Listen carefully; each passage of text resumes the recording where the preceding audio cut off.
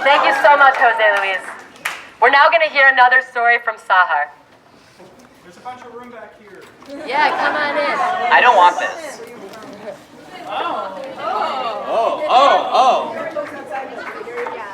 That's why we have this mic. Yeah. I need this. It's no, it's tapes. Baruch atah Adonai Eloheinu melech haolam shechianu v'gidanu v'gidani l'zman hazeh. Amen.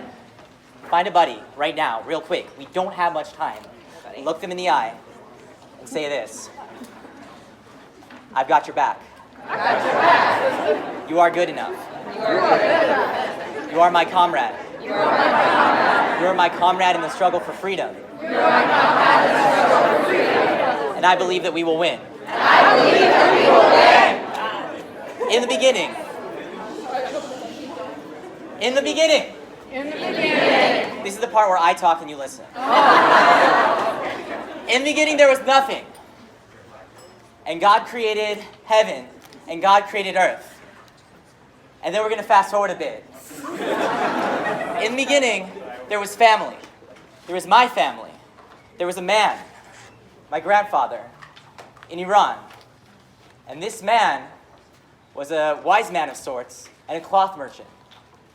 And this man, when people came to ask him for help, gave him advice, and then he wrote some magic words on a scrap of paper in a script that no one had ever seen, and said, put this under your pillow and sleep. And when you wake up, things will be better. This is his little joke. Because that language was Hebrew, he was a Jew, and no one knew. And then one day, they found out. And it wasn't good.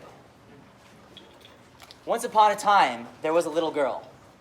And this little girl went to a bakery to buy bread. And she waited in line, and she got to the front of the line, and the baker ignored her. And the baker ignored her and ignored her. And this is stuck. I don't know what to do. And the baker ignored her. And so eventually, she put some money on the counter and took the loaf of bread and got slapped in the face. And the baker said, "You filthy Jew. Now that your filthy Jew hands have touched my bread, I can't sell any of it anymore." A few years later, she looked out the window of her house to see the bodies of her friends on the streets because the revolution came, and she was scared.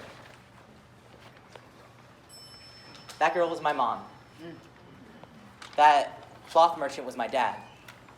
And he was able to smuggle her out of Iran on the last plane to ever leave for the land of Israel, the only country that would take them. Her brothers weren't so lucky. They walked a year and a half through Iran, Iraq, Syria, Jordan, Lebanon, into Israel, the only country that would take them.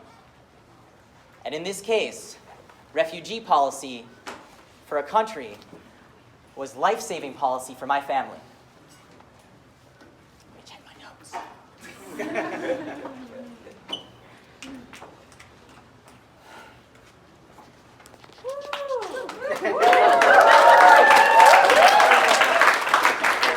In a different beginning, there was a boy. His name was my dad. And his family got out earlier. They got out before the slaps turned to stabs. And they went to the land of Israel, the only country that would take them. And refugee policy for one country became life-saving policy for that boy and his family. And he grew up. And one day he got a golden ticket, a ticket to go to the land of the free, the United States. And he became a citizen. He recited the Pledge of Allegiance, and he was safe. And then one day, the Arab and oil embargo happened, and graffiti started showing up on the streets of his town. "Fuck the Jews, we want our oil." And he felt scared. And he fled to the one place he felt safe. And then one day there was me. I forgot what happens next. My Jewish education came from watching my parents and learning their story. It came from watching my friends and their parents' parents and learning their stories. And my Jewish education came from reading books in class when it got a little boring. And I took it all incredibly seriously, and I watched and I learned. Today I'm here, and I'm scared. I feel exposed. And I'm scared and I'm here, and let me tell you why. I take my safety incredibly seriously. And the safest thing to do right now is not to cower. It's not to cower behind a passport and a bug-out bag. It's not to cower behind sealed lips and never saying anything controversial. It might feel safe to say, let's be one of the good ones. It might feel safe to say, maybe this time we'll be safe, we'll be spared. It's not going to work. I'm scared. I'm scared for my people because I believe in souls. I don't know if I believe in heaven. I don't know if I believe in a punishment. I don't know if I believe in heaven and hell, but I do believe that there is a punishment for evil, and I do believe that there's a reward for good. Here goes. The punishment for evil is that you've done evil.